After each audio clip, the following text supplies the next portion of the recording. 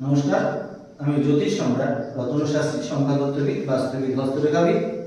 আজকে আমি হস্তরেখার উপরে তিল থাকলে কি হয়।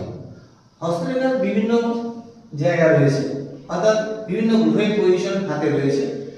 শনি পর্বত, রবি পর্বত, বৃহস্পতি পর্বত, শুক্রের পর্বত, চন্দ্রের পর্বত, বিভিন্ন পর্বতে বিভিন্ন জায়গায় ভাগ করে দেওয়া হতে পারে।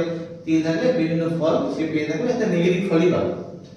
আজকে আমি বৃহস্পতির আঙুলের নিচে অর্থাৎ মাউন্টে যদি বৃহস্পতির মাউন্টে যদি তিল থাকে, এই যে বৃহস্পতির মাউন্ট, এই মাউন্টের মাঝখানে তিল থাকলে কি হয় এটা বলছি।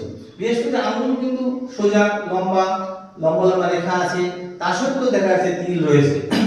বৃহস্পতি গ্রহ তারা পাণ্ডিত্য অর্জন করতে পারে, কিন্তু সেখানে উল্টো হয়ে যাবে, সে পাণ্ডিত্য অর্জন করতে পারবে না, সে বাচাল হয়ে যাবে। সে সাধু সন্ন্যাসী জায়গায় গেলে, আধ্যাত্মিক লাইনে গেলে সেখানে ভণ্ড সাধু হবে। অর্থাৎ ওখানে আধ্যাত্মিক লাইনে উঁচু পদে যদি সে থাকে, সেখানে উঁচু পদ থেকে মিথ্যা অপবাদ দিয়ে তাকে বেরিয়ে আসতে হবে। পেটের সমস্যা হবে, লিভারের সমস্যা, গ্যাস অম্বলের সমস্যা হবে। অর্থাৎ দেখা যাচ্ছে সে যদি রাজনীতি যায়, পলিটিক্সে যায়, লিডারশিপে যায়, সেখানে সে নেগেটিভ ফল পাবে, মিথ্যা অপবাদ দিয়ে বেরিয়ে আসবে।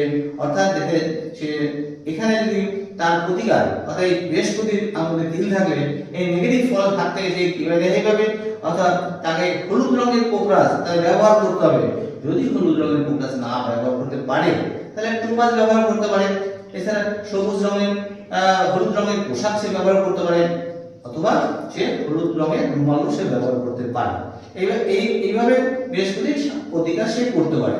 আর নর্মাল স্বাভাবিকভাবে সমাজের মঙ্গলের কথা করতে হবে।